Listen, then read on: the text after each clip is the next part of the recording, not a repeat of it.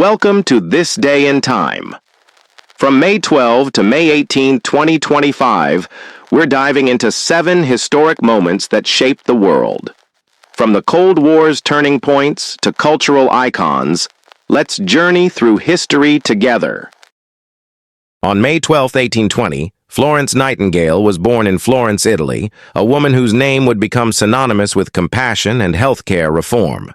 Born into a wealthy British family, Nightingale defied societal norms that expected women of her status to marry and manage households, instead pursuing a calling in nursing, a field then considered lowly and disreputable.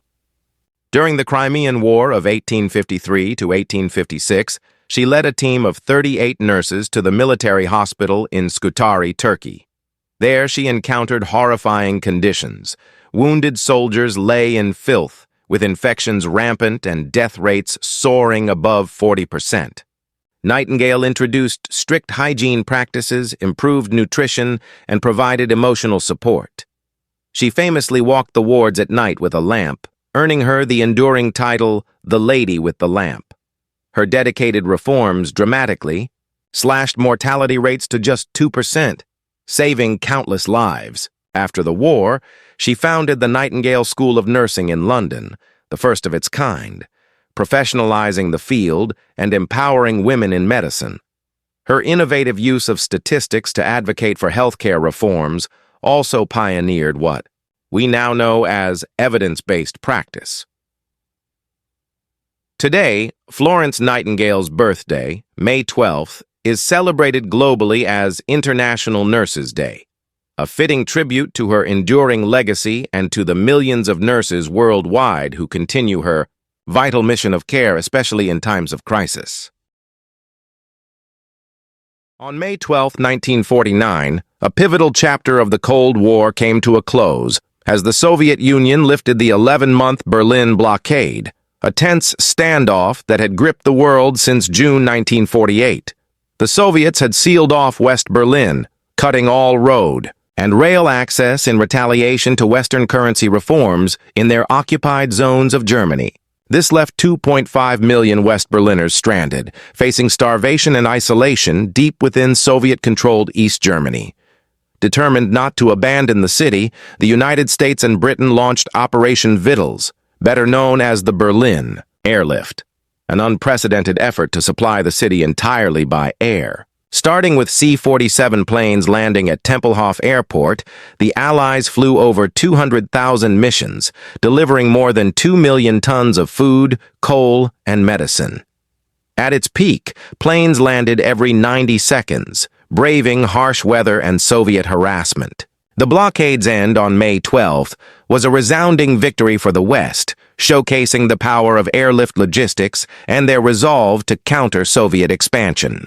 However, this triumph came at a cost. It deepened the division of Germany, accelerating the creation of East and West Germany later that year. It also spurred the formation of NATO in April 1949, formalizing the West's alliance against the Soviet bloc and set the stage for decades of Cold War tension.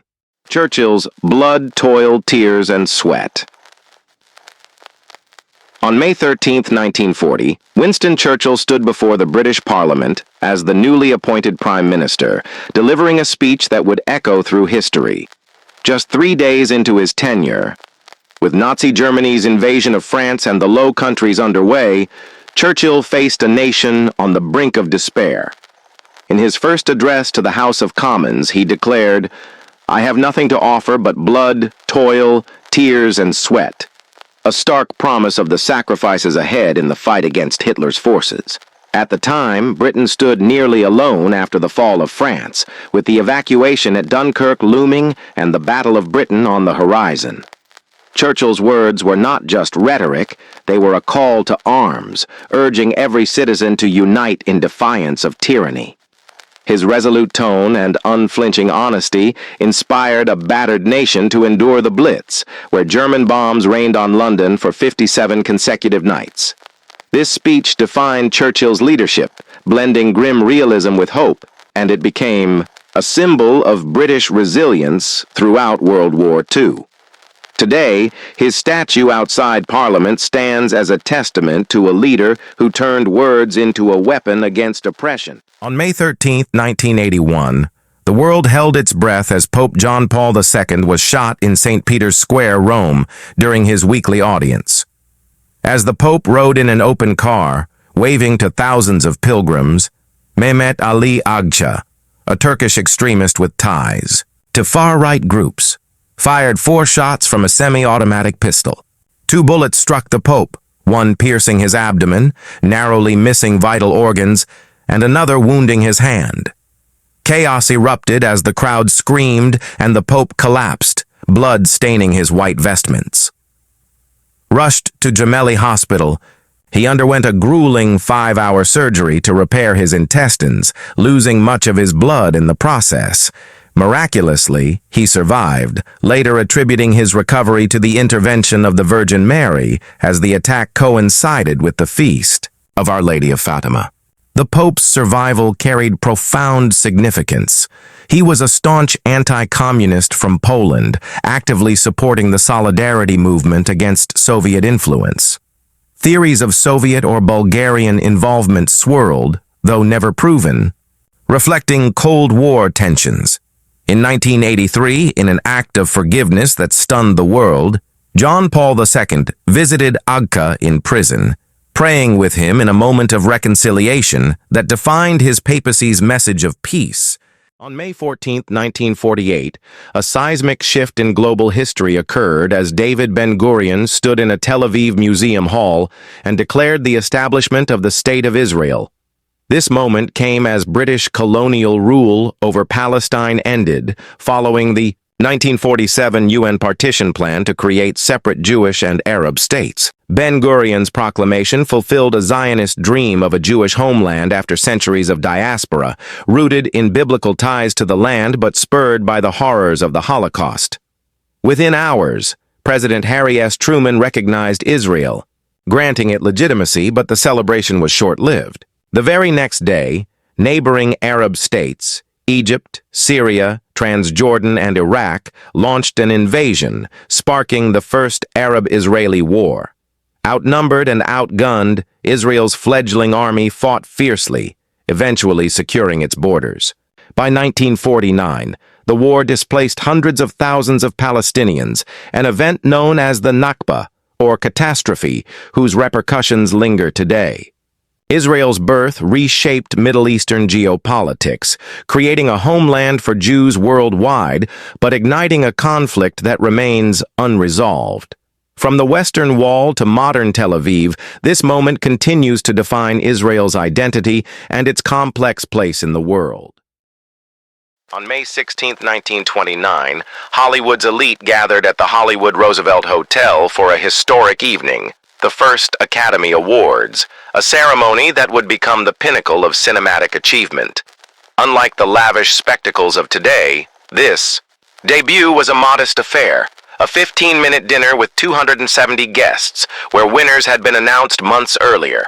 The silent film Wings, a World War I epic, took outstanding production, equivalent to Best Picture, while Emil Jannings and Janet Gaynor were honored as Best Actor and Actress.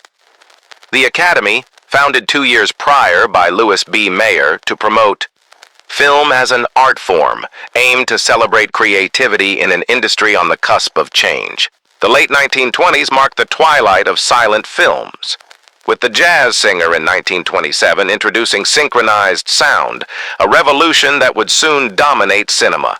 The first Oscars captured this transition, honoring the silent era's artistry while setting the stage for Hollywood's golden age. Over the decades, the Oscars evolved into a global phenomenon, watched by millions, shaping careers and cultural trends. From that humble beginning, the iconic golden statuette remains a symbol of excellence in storytelling. On May 17, 1954, the U.S. Supreme Court delivered a groundbreaking decision in Brown v. Board of Education, striking down racial segregation in public schools as unconstitutional. The case, originating in Topeka, Kansas, challenged the separate but equal doctrine established by Plessy versus Ferguson in 1896, which had legalized segregation across America. Black families, led by Oliver Brown, argued that segregated schools were inherently unequal, harming their children's education and self-worth. Thurgood Marshall, a brilliant NAACP lawyer who later became the first Black Supreme Court justice, presented evidence showing the psychological toll on Black students, including a study with dolls where children associated whiteness with superiority. Chief Justice Earl Warren delivered the unanimous ruling, declaring that segregation violated the 14th Amendment's Equal Protection Clause. This decision was a monumental victory for the civil rights movement, dismantling the legal foundation of Jim Crow laws and inspiring broader fights for equality. Yet, resistance was fierce. Southern states defied the ruling, delaying integration for years, often violently. Still, Brown became a beacon of justice, influencing global human rights movements and affirming education as a cornerstone of equality. That's the week of May 12, 18 through history, a blend of conflict, innovation, and justice. Which moment moved you? Comment below, like, and subscribe to This Day in Time for more history.